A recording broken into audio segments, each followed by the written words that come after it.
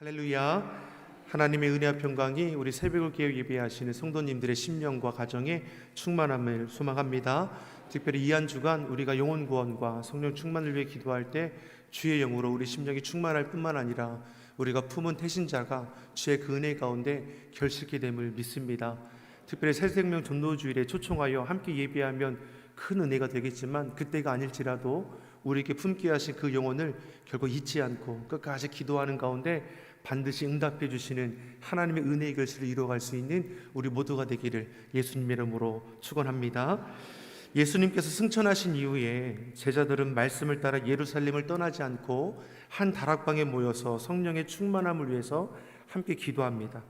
그리고 기도하던 중에 바람 같은 성령, 불 같은 성령을 경험한 후에 하나님이 증인된 삶을 살아가게 됩니다. 성령의 권능을 받아서 예루살렘과 온 유대와 사마리아와 땅 끝까지 이르러 내 증인이 되겠다라는 이 말씀이 성취되는 것을 우리가 볼 수 있습니다. 물론 이들이 흩어지는 그 이유가 핍박이 거세짐에 의해서 흩어질 수밖에 없었지만 그러한 과정까지도 무엇입니까? 하나님께서 선용하셔서 주의 뜻을 이루어 가신다라는 것이죠. 우리 환경이 어떠하든지 어떤 삶의 모습에 놓여 있든지 결국 하나님의 그 뜻은 막히지 않습니다. 좋으면 좋은 대로, 힘들면 힘들대로, 연약하면 연약한 대로 하나님께서는 우리를 붙들어서 주의 계획하심을 이루어 가실 줄 믿습니다. 그러게 우리 주의 성도들은 어떠합니까? 범사에 하나님을 인정하며 주의 뜻을 구하는 자가 되기를 예수님의 이름으로 축원합니다. 이제 산헤드린 공회에서는 예수를 따르는 무리들에게 처음에는 어떻게 했습니까? 경고했습니다. 예수님의 이름을 말하지도 말고 전하지도 말라고 했죠. 그런데 제자들과 믿는 자들은 어떻게 합니까? 사람의 말을 듣는 것이 옳으냐? 하나님의 말씀을 듣는 것이 옳으냐? 사람의 말에 순종하는 것이 옳으냐? 하나님의 말씀에 순종하는 것이 옳으냐? 하나님의 말씀을 듣고 순종하는 것이 옳다 선포하며 주의 복음을 전도함에 있어서 결코 부끄러워하지 않습니다. 두려워하지도 않습니다. 그러니 거센 핍박이 더해지는 것을 볼 수 있고, 앞서 스데반 집사가 복음을 증거하다가 거짓 증언으로 인해서 돌에 맞아 죽는 일이 있었습니다. 그리고 그 이후로 더욱더 거세진 그 핍박의 모습을 우리가 볼 수 있죠. 오늘 본문에 누가 등장합니까? 우리가 잘 알고 있는 바울, 우리가 잘 알고 있는 사도 바울. 그 회심하기 전에 특심을 가지고 믿는 자들을 괴롭게 했던 이 사울의 모습을 우리가 볼 수 있는 것이죠. 사울은 누구입니까? 히브리인 중에 히브리인, 유대인 중에 유대인입니다. 어릴 때부터 엄격한 율법 가운데 자랐던 자이죠. 유대 전통과 율법에 정통한 자였고 당대의 석각이라 할 수 있는 가말리엘의 문화에서 배웠습니다. 다시 말해서 사울은 당시 지성인이라고 볼 수 있죠. 무식하게 마음 내키는 대로 충동적으로 행한 것이 아니라 예수를 믿는 자를 핍박한 것은 어릴 때부터 배우고 익힌 율법에 따라 확신을 가지고 하나님의 일이라 여기고 했다라는 것이죠. 그러니 오늘 보면 1절과 2절 그 시작이 어떠합니까? 우리 같이 한번 읽어보겠습니다. 1절, 2절 같이 읽어보겠습니다. 사울이 주의 제자들을 대하여 여전히 위협하고 살기가 등등하여 대제사장에게 가서 다메섹 여러 회당에 갈 공문을 정하니 이는 만일 그 돌을 쫓는 사람을 만나면 물은 남녀하고 결박하여 예루살렘으로 잡아오려 함이니라. 아멘. 사울이 주의 제자들에 대해서 위협과 살기가 등등했습니다. 앞서 스데반이 죽을 때 그 현장에 마땅히 여기며 함께했던 자가 사울이죠. 돌에 맞아 죽는 것을 보며 마땅하게 여긴 것이죠. 사울은 본격적인 핍박이 시작될 때 선봉에 서서 대제사장으로 하여금 체포영장까지 받아서 다메섹으로 가는 중인 것이죠. 그는 자신이 행하는 일은 율법의 권위를 수호하는 일이고 궁극적으로 하나님을 위하는 일이라는 신념을 가지고 특심으로 행했다는 것입니다. 하지만 참된 진리에 대한 무지가 오히려 하나님을 대적하고 있음을 저는 이까지는 깨닫지 못하는 것이죠. 사랑하는 성도 여러분, 신념과 신앙은 분명히 다른 겁니다. 신념은 자신이 가진 지식과 경험에 근거해서 스스로가 갖게 되는 겁니다. 하지만 신앙은 오직 하나님의 은혜로 갖게 되는 겁니다. 우리는 신념을 가지고 사는 자가 아니라 하나님을 향한 분명한 신앙을 가지고 살아가는 자임을 결코 잊어서는 안 될 것이죠. 신념은 나를 내세우는 겁니다. 신앙은 하나님을 내세우는 것입니다. 내 경험과 지식을 근거하여 판단하는 자가 아니라 하나님의 은혜와 사랑에 감사하여 신앙생활하는 저와 여러분이 되기를 예수님 이름으로 축원합니다. 그렇다면 이렇듯 신념에 따라 행하던 자가 어떻게 바뀌어질 수 있습니까? 본문 3절 4절의 말씀을 같이 한번 보겠습니다. 3절 4절 같이 읽어보겠습니다. 사울이 행하여 다메섹에 가까이 가더니 호련히 하늘로서 빛이 저를 둘러 비추는지라. 땅에 엎드려져 들으매 소리 있어 가라사대 사울아 사울아 네가 어찌하여 나를 핍박하느냐 하느냐. 신념에 따라 행하는 자들, 자기 고집과 욕심 따라 행하는 자들 어떻게 바뀌어질 수 있습니까? 예수님을 만나야죠. 주의 은혜가 임해야지 그 인생이 바뀌어지는 것을 오늘 우리가 알 수 있는 것이죠. 대제사장의 공문을 가지고 다메섹으로 가는 사울을 막을 자는 아무도 없습니다. 근데 그러한 사울에게 갑자기 하늘로부터 빛이 임했다라고 했습니다. 강력한 빛으로 인해 두 눈이 멀게 되면서 순간 땅에 엎드려졌습니다. 이 사건은 오순절 성령 체험 이후에 최대의 사건이라고 우리는 볼 수 있습니다. 오순절 성령 체험을 통해서 120여 명의 무리가 성령을 받아서 초대교회가 세워진 것처럼 다메섹 도성에서 임한 이 빛은 한 개인에게 임하신 성령의 놀라운 임재임을 우리에게 보여주는 것이죠. 호련히 하늘에서 빛이 임했다라고 했습니다. 그리고 음성이 들렸습니다. 사울아 사울아 네가 어찌하여 나를 핍박하느냐. 네가 어찌하여 나를 핍박하느냐. 이 물음에는 두 가지임을 우리가 생각해 볼 수 있습니다. 하나는 나는 너를 위하여 십자가에 죽기까지 사랑했는데 왜 너는 나를 핍박하려느냐. 나의 사랑을 네가 알지 못하느냐. 이 물음인 것이고, 두 번째는 믿는 자에게 대한 핍박은 곧 자신에 대한 핍박임을 우리에게 알게 하시는 것이죠. 사울은 지금 믿는 자를 핍박하기 위해 가던 중이었습니다. 그들을 향하여 핍박에 대해서 예수님은 곧 나를 핍박하는 것이라고 말씀하고 계십니다. 이처럼 주님은 멀리 계신 분이 아니라는 것이죠. 지금도 우리 삶의 차례자리에 찾아와셔서 우리 가운데 역사하시는 분이 우리 주님이십니다. 무엇보다 살아계신 주님을 우리가 인격적으로 만나게 될 때 참된 변화를 경험할 수 있음을 우리가 알게 하는 것이죠. 그러니 5절에 뭐라고 대답합니까? 5절의 말씀을 같이 한번 보겠습니다. 대답하여 주여 니으시오니까 가라사대 나는 내가 핍박하는 예수라. 지금 사울은 자기가 겪고 있는 상황이 어떠한지 이해하지 못하죠. 갑자기 이게 무슨 일인가 할 것입니다. 내가 언제 핍박했단 말인가 이런 생각을 하는 것이죠. 어릴 때부터 배운 유대 전통과 율법에 따른 자신의 신념은 하나님 앞에 올바른 일이었습니다.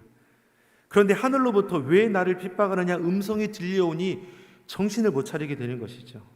그러니 되묻습니다. 주여 니시오니까. 아직까지도 사울은 하나님 앞에 자신이 잘못되었담을 인정하지 못하는 것이죠. 근데 음성이 들리기를 나는 내가 핍박하는 예수라. 지금 사울은 믿는 자를 핍박하기 위해 가는 길입니다. 이는 자신의 신념에 따라서 하나님을 기쁘시게 하는 일이라 여겼습니다. 스스로 잘하고 있다라고 생각한 것이죠. 근데 그러한 일이 도리어 하나님이 핍박하고 있음을 이제서야 깨닫게 되는 것입니다. 사랑하는 성도 여러분, 우리도 주일에 헌신하고 수고한다고 하는데 우리의 열심과 수고가 어쩌면 하나님의 영광을 가리고 있는지 아닌지 우리도 생각해 봐야 하는 것이죠. 신념에 따르는 일, 나를 나세우고 주장하는 일은 결코 하나님이 기쁘시게 할 수 없음을 우리가 알게 하는 것입니다. 주님이 드러날 수 있는 주의 성도 되기를 예수님의 이름으로 축원합니다. 우리의 열심과 헌신이 주님 앞에 기쁨이 되어야 하는 것이죠. 교회는 예수님의 몸입니다. 믿는 자를 핍박하고 교회를 핍박하는 것은 곧 누구를 핍박하는 것입니까? 예수님을 핍박하는 것이죠. 이 시대에 믿는 자를 우습게 여기고 교회를 비난하는 일들이 많이 일어나고 있습니다. 그런데 오늘 본문의 말씀을 통해 우리가 뭘 알게 합니까? 곧 저들은 예수님을 핍박하고 있다는 것이죠. 교회를, 성도를 핍박하는 자들을 보면 결국 누구의 생각입니까? 자기의 생각이죠. 자신의 고깃집에 매셔서 믿는 자를 핍박하고 주의 몸된 교회를 공격하는 것은 곧 무지한 자의 모습인 것이고 주님 앞에 주님의 영광을 가리는 것임을 우리가 분명히 알게 하는 것입니다. 내 생각, 내 지식 안에서 주의 몸된 교회를 비판하고 비난하는 일들이 우리 안에는 없어야 하는 것이죠. 그러기 믿는 자를, 교회를 핍박하고 비난하는 것을 우리는 주의해야 하는 것입니다. 사랑하는 성도 여러분, 우리 입술에서 주의 몸된 교회를, 믿는 자를 비난하고 정죄하는 일이 없어야 할 것입니다. 그럼에도 사랑하고 그럼에도 용서할 수 있는 신실한 주의 성도들이 되기를 예수님의 이름으로 축원합니다. 물론 반대로 세상의 손가락질 받는 성도, 세상으로부터 손가락질 받는 교회가 되어서는 안 될 것이죠.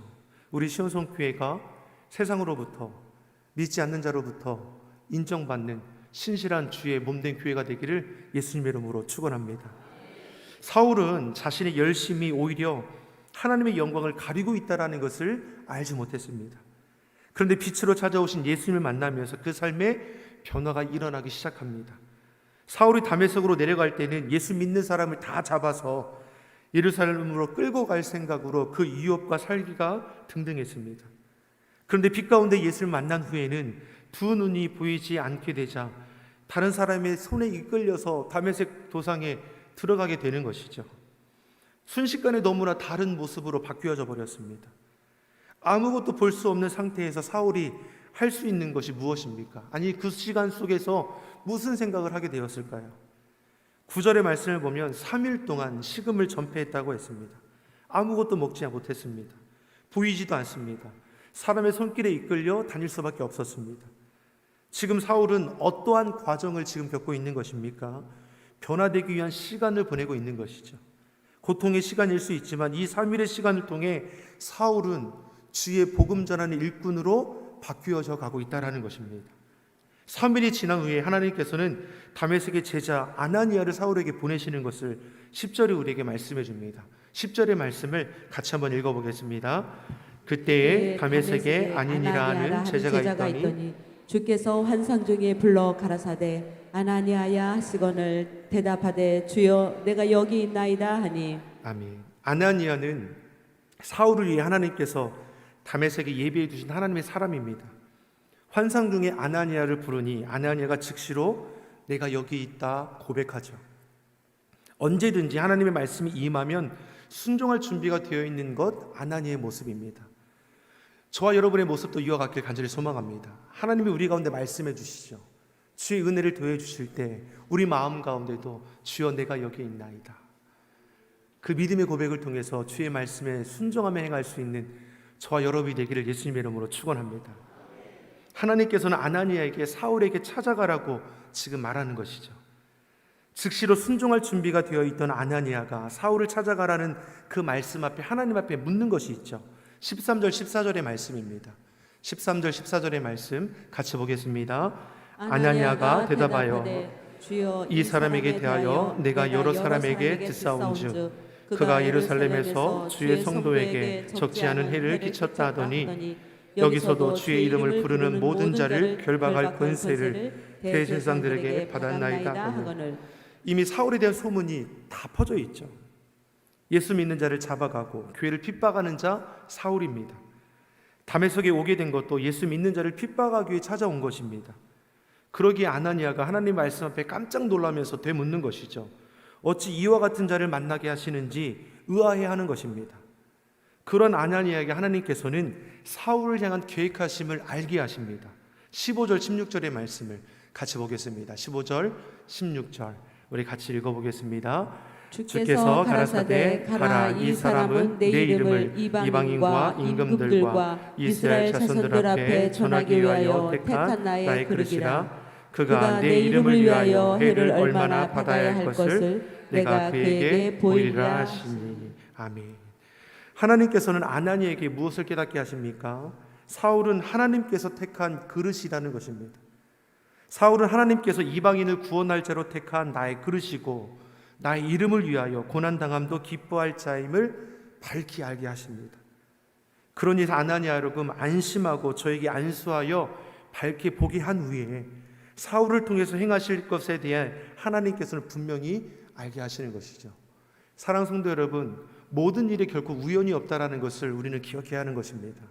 하나님은 주의 그 뜻 안에서 섭리 가운데서 우리의 삶을 다스려 주십니다. 우리를 이끌어 주시는 것이죠. 그래서 문제를 만날 때도 우리가 두려워할 것이 아니라 주의 뜻을 구하는 자가 되어야 할 것입니다. 왜 그렇습니까? 어려운 가운데서도 분명 하나님께서는 피할 길을 내어 주셨을 것이고 예배할 자를 도와주시는 것이고 여호와 이레의 은혜로 채워주실 것이기 때문입니다. 고집투성이 같은 사울 또한 하나님께서 저들 가운데 임하니 저 영혼이 바뀌어지게 되는 것이고 놀랍도록 주의 복음을 전하는 신실한 복음 전도자가 되지 않습니까? 오늘 보면 아나니아는 하나님 말씀에 순종하여 사울을 찾아가죠. 보내신 목적에 따라 사울에게 안수하여 기도해 줍니다.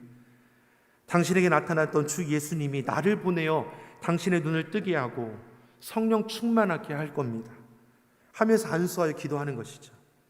그러니 사울의 그 눈에 비늘 같은 것이 벗겨져 다시 보게 되고 성령 충만함을 입어 그 자리에서 세례를 받았다라고 기록하고 있습니다. 앞서서 3일 동안 식음을 전폐하며 앞을 보지 못해 사람의 손에 이끌려가던 사울이 하나님의 예비하심 가운데 아나니아를 만나게 되고 그의 안수기도를 통해서 그 눈이 열려지게 됩니다. 성령 충만을 입어서 핍박하던 예수를 구원주 메시아로 온전히 고백하게 되며 평생의 복음 전도자로 세워지는 그 은혜의 과정을 오늘 본문이 우리에게 보여주는 것입니다. 그 이후 사울이 이제 완전히 바뀌어지죠. 19절의 말씀을 보면 믿는 자들과 함께 며칠을 머물게 됩니다. 사울이 누구입니까? 그는 누구보다도 예수님 믿는 자를 핍박하던 자였습니다. 그가 다메섹에 온 것도 예수 믿는 자를 결박하여 예루살렘으로 압송하기 위해서였습니다. 그런데 빛 가운데 예수를 만난 후에 3일 동안 보지 못하고 식음을 전폐하며 고통 가운데 있다가 하나님께서 예비하신 아나니아를 통해 성령 충만을 입어 밝히 보게 되었습니다. 예수 믿는 자들과 함께 먹고 마시며 복음 전하는 자로 바뀌어졌다라는 것이죠. 그는 예수를 핍박하던 자였습니다. 근데 그러한 사울이 예수를 만남으로 완전히 바뀌어졌습니다. 22절의 말씀을 보면 사울은 힘을 얻어 유대인을 굴복시켰다라고 했습니다. 하나님께서 사울을 향해 이방인에게 복음 전할 자로 택하였다라고 나의 그릇이라고 분명히 말씀하십니다.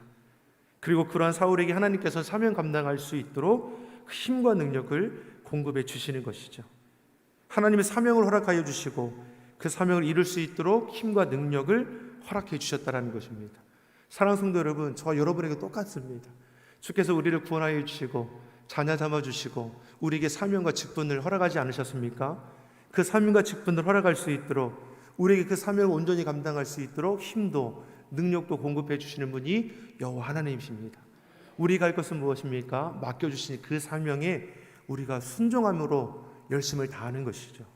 영혼 구원을 위해서 성령 충만을 위해 기도할 때 주님께서는 우리 심령 가운데 주의 영으로 충만하게 하실 것이고 우리가 품고 기도하는 그 영혼을 구원할 수 있도록 우리 걸음을 인도해 주실 것입니다. 우리를 결코 홀로 도와주시는 것이 아니라 주님께서 우리와 함께 하시고 돕는 자를 더해 주시는 것이죠. 이 새벽에 우리가 합심하여 깨어 기도할 때 영혼 구원에 귀한 사명을 감당하게 하실 뿐만 아니라 주의 영의 다스림을 받아서 악한 이 시대에도 선하신 주의 뜻을 이루어가게 됨을 믿습니다. 말씀과 기도로 오늘도 승리하는 주의 성도 되기를 예수님의 이름으로 축원합니다. 기도하겠습니다.